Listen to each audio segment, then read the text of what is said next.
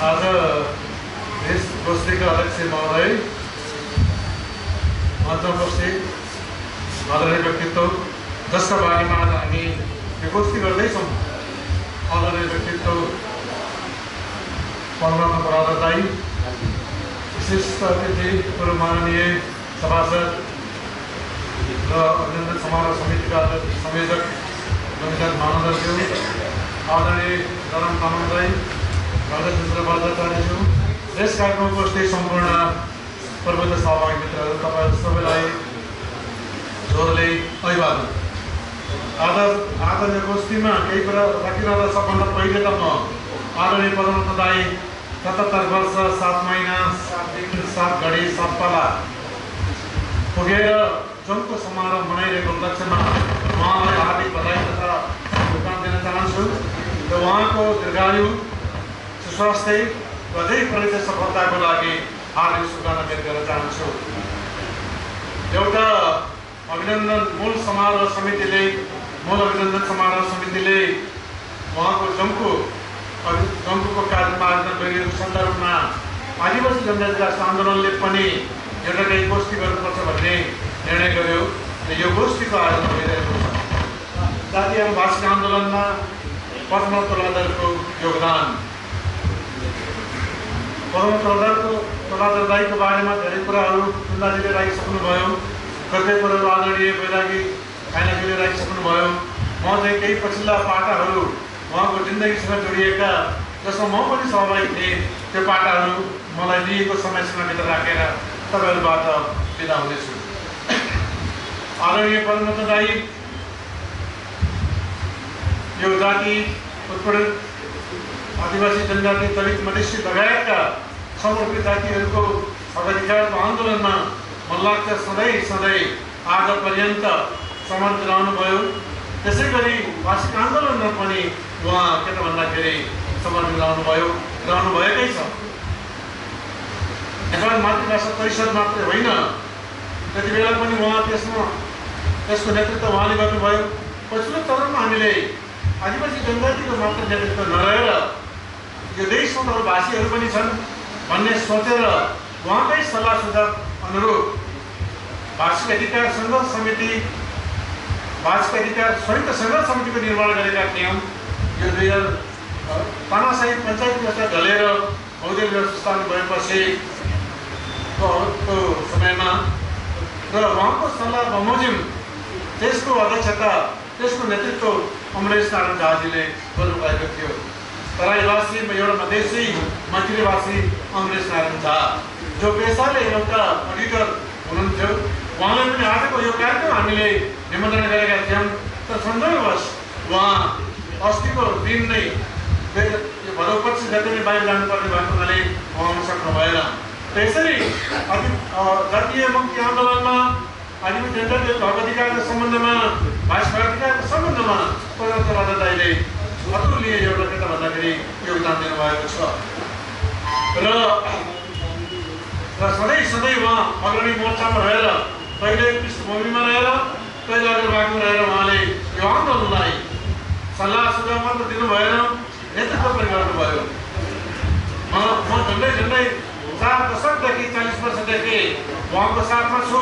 सधैँ हामी साथमा छौँ। आन्दोलनका बेलामा, आन्दोलन नभएको बेलामा हामी सधैँ साथै छौँ। त्यसैले हेर्दाखेरि आदरणीय पद्म दाई अत्यन्त सरल, अत्यन्त इमान्दार र प्रतिबद्ध मात्र हुनुहुन्न, अत्यन्त सादगी जीवन बिताउनुहुन्छ उहाँले। तर यो बारेमा उहाँ के त भन्दाखेरि एकदम सचेत मात्र होइन, एक प्रकारले जुझारु व्यक्तित्व हुनुहुन्छ।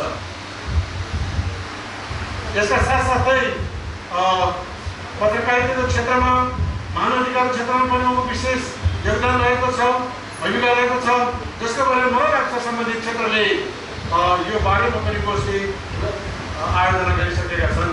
आज हाम्रो विषय भनेको चाहिँ जातीय तथा भाषिक आन्दोलनमा उहाँको भूमिका, उहाँको योगदान रहेको छ। यसरी हेर्दाखेरि पद्म तोलादर दाई मल्टी-फ्यासेटेड, मल्टी-ट्यालेन्टेड व्यक्तिको रूपमा देखिनुहुन्छ। यो मलाई लाग्छ नेपालको आदिवासी जनजाति आन्दोलनको एउटा सौभाग्य हो कि उहाँ त्यस्तो व्यक्ति हाम्रो माझमा हुनुहुन्छ। त्यसै कारणले जति बेला नेपाल आदिवासी जनजाति महासङ्घ भन्दा पनि एउटा सर्वोच्च एउटा सुपर एउटा अर्गनाइजेसन सबैको एउटा साझा मोर्चा निर्माण गर्नुपर्छ भन्ने कुरा चल्यो र त्यस्तो आवश्यकता पनि महसुस भयो सबैलाई। त्यति बेला त्यसको नेतृत्व कसले गर्ने त भन्दाखेरि सर्वमान्य व्यक्तित्वको रूपमा कर्णम तुलाधर दाइले देख्नुभयो र उहाँले त्यो नेतृत्व समाजमा स्वीकार पनि गर्नुभयो। त्यति बेला र त्यसको परिणामस्वरूप निर्माण भयो एउटा मोर्चा, महामोर्चा, संयुक्त मोर्चा, सबै आदिवासी जनजातिहरूको आदिवासी जनजाति महासङ्घको पनि नेपालको विभिन्न राजनीतिक दलहरूमा आबद्ध दलहरू राजनीतिक सङ्गठन आदिवासी जनजातिहरूका सङ्गठनको पनि त्यसै गरी एनजिओ चलाइरहेका आदिवासी जनजातिहरूको पनि राजनीतिक पार्टी खोल्नु भएका आदिवासी जनजातिहरूको पनि सबैको सर्वमान्य नेताको रूपमा कर्णम तुलाधर दाइ देखिनुभयो र उहाँले नेतृत्व पनि स्वीकार गर्नुभयो र निर्माण भयो। त्यसको परिणामस्वरूप एउटा मोर्चा आदिवासी जनजाति राष्ट्रिय आन्दोलन नेपाल, यो मोर्चामा पनि मेरो सौभाग्य हो कि म उहाँ सँगसँगै छु। यसरी हेर्दाखेरि 35-37 सालभन्दा अगाडि त मैले उहाँको बारेमा धेरै थाहा पाउन सकिनँ, थाहा पाएको छैन, किनकि आफै त्यति बेला सम्भव थिएन। तर अरू साथीहरूसँग कुरा गर्दाखेरि मैले जाने बेलासम्म उहाँ युवा अवस्थादेखि नै युवा आन्दोलनमा भाषिक हक अधिकारको आन्दोलनमा, जातीय हक अधिकारको आन्दोलनमा संलग्न हुनुहुन्थ्यो। वैचारिक हिसाबले राजनीतिक विचारधाराको हिसाबले उहाँ वामपन्थी हुनुहुन्छ, तर पनि यो बडो एउटा रमाइलो विषय छ कि उहाँ सबैलाई मान्य हुनुहुन्छ, स्वीकार हुनुहुन्छ। मैले मानव अधिकारको क्षेत्रको मात्रै कुरा गरेको छैन, तर साथसाथै देशमा जुन भीषण एउटा के त भन्दाखेरि गृहयुद्ध चल्यो, यो सशक्त देशमा भयो, त्यति बेलादेखि अहिलेसम्म पनि शान्तिको स्थापनामा यो मध्यस्थतामा उहाँको ठुलो भूमिका रह्यो। यसरी कर्णम तुलाधर दाइ विभिन्न क्षेत्रमा सशक्त रूपमा सक्रिय रूपमा सहभागी हुनुभयो, अझै पनि सहभागी हुनुहुन्छ र हामी आशा गर्दछौँ उहाँ धेरैभन्दा धेरै उमेर बाँच्नुहोस्, बाँच्नुहुनेछ र हाम्रो शुभकामना पनि छ कि उहाँ धेरैभन्दा धेरै उमेर बाँच्नुहोस्। र म पूर्ण विश्वास भन्न सक्दछु कि उहाँ जति बाँच्नुहुनेछ यो आन्दोलनमा सधैँ सक्रिय रहिरहनुहुनेछ, यो आन्दोलनमा सधैँ सहभागी भइरहनुहुनेछ। यति बेला निश्चित रूपमा शारीरिक हिसाबले आदरणीय पद्म दाइ अलिकति अशक्त हुनुभएको छ। उहाँको हौसला, उहाँको मनोबल, उहाँको आत्मबल कति गरेको छैन। यस्तो अवस्थामा रहेर पनि उहाँले हामी जस्ता 66 वर्षीय युवालाई, अझ हामीभन्दा अझै युवाहरूलाई एक प्रकारले प्रेरित गरिरहनु भएको छ, एक प्रकारले उहाँले आन्दोलित गरिरहनु भएको छ, उद्वेलित गरिरहनु भएको छ। यो मलाई लाग्छ नेपालका आदिवासी जनजातिहरूको एउटा अभाग्य हो। हुन त म माओवादी भागमा भाग्यमा विश्वास गर्दिनँ, तर भुलचोकको भाषापट्टि भन्यो भने यो एउटा भाग्य हो, सौभाग्य। सरस्वती हेर्दाखेरि उहाँमा त्यस्तो बोट लगाउनु पर्ने आलोचना गरेर त्यस्तो दुर्गुण दोष त्यस्तो केही पनि मैले देखिनँ। सर्वगुण सम्पन्न भन्न सकिन्छ उहाँलाई। निश्चित रूपमा केही भावुकता उहाँमा छन्, कतिपय कुराहरू ठोस प्रकारले निर्णय गर्नुपर्ने अवस्था आउँछ, त्यति बेला चाहिँ कतै अलिकति अभाव हो कि भन्ने जस्तो लाग्दछ। तर त्यो पनि उहाँको अवगुण अथवा दोष नभएर एउटा स्वभाव हो भन्ने मलाई लाग्छ। यसरी हेर्दाखेरि करिब सर्वगुणले सम्पूर्ण आदरणीय कर्णम दाइ हाम्रो माझमा हुनुहुन्छ र यो नेपाल आदिवासी जनजाति महासङ्घ जुन बनेको थियो त्यति बेलाको नेवारहरूको सङ्गठनको रूपमा नेपाल भाषा मन्त्र खडा थियो। त्यति बेला निरन्तर स्थानमा पञ्चायत व्यवस्था भएको हुनाले हामीले त्यति बेला जातीय हिसाबले सङ्गठन नाम राख्न सक्ने थिएनौँ। त्यसैले त्यसलाई क्यामोफ्लेज गर्नको लागि हामीले विभिन्न प्रकारले जानुपर्ने हुन्थ्यो। मगरले नाम राखे लगानी परिवार, नेवारले नाम राखे नेपाल भाषा मन्त्र खडा, गुरुङहरूले नाम राखे तामुधी अथवा रोधी परिवार, शेर्पाहरूले नाम राखे सगरमाथा सेवा केन्द्र आदि इत्यादि। एवं प्रकारले चाहिँ के भन्दा हामी छन् भन्ने प्रयासमा थियौँ र तानसही पञ्चायत व्यवस्था ढलेर जब बहुदलीय व्यवस्थाको स्थापना भयो त्यति बेला सबै आदिवासी जनजातिको साझा सङ्गठन सबै आदिवासी जनजाति एउटा अम्ब्रेला सङ्गठन संयुक्त मोर्चाको रूपमा जनजाति महासङ्घ बनाउने कुरा चल्यो। त्यसमा पनि आदरणीय पद्मतोला दाइको एउटा सशक्त प्रकारको सल्लाह सुझावहरू थियो। एउटा त्यसको प्रतिका रूपमा त मलाई सुन्दरजी आउनुहुन्थ्यो, तर पृष्ठभागमा रहेर आदरणीय पद्म दाइले ठुलो सहयोग हामीलाई गर्नुभएको थियो। धेरै बहुमूल्य सुझावहरू हामीलाई दिनुभएको थियो, जसको परिणामस्वरूप नेपाल जनजाति महासङ्घ पछिल्लो चरणमा चाहिँ आएर आदिवासी जनजाति आदिवासी पनि हामीले त्यसमा थपेका थियौँ, निर्माण भएको थियो नेपाल आदिवासी जनजाति महासङ्घ। यसरी नेपालमा जति पनि महत्त्वपूर्ण निर्णयहरू भएका छन्, महत्त्वपूर्ण घटनाहरू भएका छन्, ती सबै महत्त्वपूर्ण घटनाहरूमा पद्मतोला दाइको सक्रिय र सशक्त भूमिका सल्लाह सुझाव थियो। अगर कतिपय बेला अग्रभागमा बसेर कतिपय बेला पृष्ठभागमा बसेर उहाँले हामीलाई आन्दोलन गरिरहनु भएको थियो, नेतृत्व गरिरहनु भएको थियो।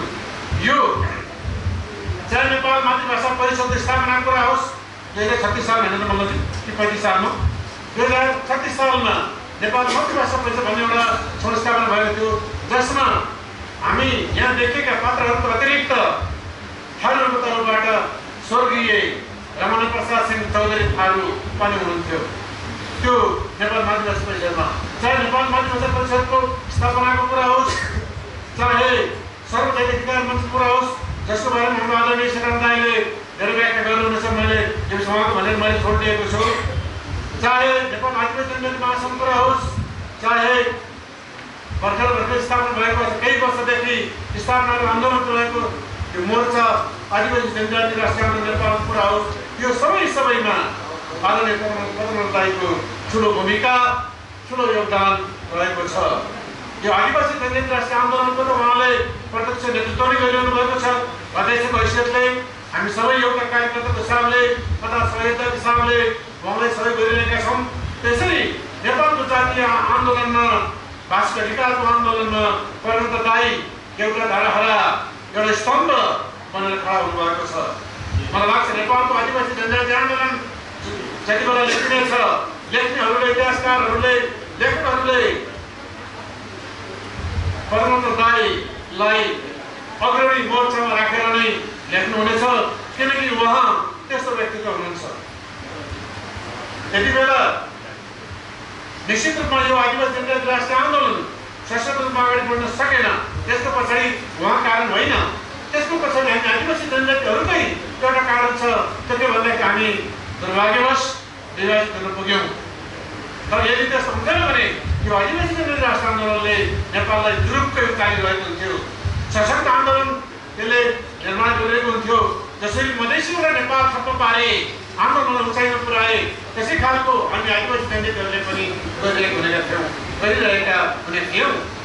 आदरणीय सहभागी मित्रहरू, यसरी आज यो गोष्ठी जातीय भाषिक आन्दोलनमा पद्मतोला दाइको योगदान विषय यो गोष्ठी हामी जो गरिरहेका छौँ, यो त्यही आदरणीय व्यक्तित्वप्रति, यही यो आन्दोलनमा उत्कृष्ट जातीय आन्दोलनमा सबै आदरणीय व्यक्तित्व पद्मतोला दाइज्यूमा केन्द्रित रहेको छ। र मलाई लाग्छ यो जातीय आन्दोलन लाग्ने सबैलाई, भाषिक आन्दोलन लाग्ने सबैलाई पद्मतोला दाइको यो योगदान बारे धेर थोर थाहा नै छ। यति मात्र होइन, अर्को उहाँको एउटा बाटो पनि रहेको छ। उहाँ जति बेला तानासही पञ्चायत व्यवस्थामा पञ्चायत चुनाव उठ्नुभयो, त्यति बेला पनि यही मुद्दालाई उहाँले सशक्त प्रकारले उठाउनु भएको थियो। त्यसपछि जब तानासही पञ्चायत व्यवस्था ध्वस्त भएर बहुदलीय व्यवस्थाको पुनर्स्थापना भयो, त्यति बेला उहाँले सरकारमा एउटा मन्त्रीको हैसियतले पनि उहाँ जानुभयो। स्वास्थ्य मन्त्री रहेको रूपमा उहाँले काम गर्नुभयो तत्कालीन मन्त्रीमण्डलमा। त्यति बेला पनि यो मुद्दालाई, आदिवासी जनजातिहरूको मुद्दालाई, भाषाको मुद्दालाई उहाँले सशक्त रूपमा उठाइरहनु भएकै थियो। सरकारको मोर्चा पनि मलाई लाग्छ उहाँले आदिवासी जनजातिहरूको हक अधिकारको लागि, भाषिक हक अधिकारको लागि एउटा मोर्चा बनाउनु भएको थियो। यसरी सानो हुँदाखेरि त उहाँले के आन्दोलन गर्नुभयो र कसले आन्दोलन गर्न सक्छ र बच्चा हुँदा, तर जबदेखि उहाँ सचेत हुनुभयो, जबदेखि उहाँ युवा हुनुभयो, तबदेखि यो आन्दोलनमा, जातीय मुक्ति आन्दोलनमा, भाषाको आन्दोलनमा उहाँ लागिरहनु भएकै छ।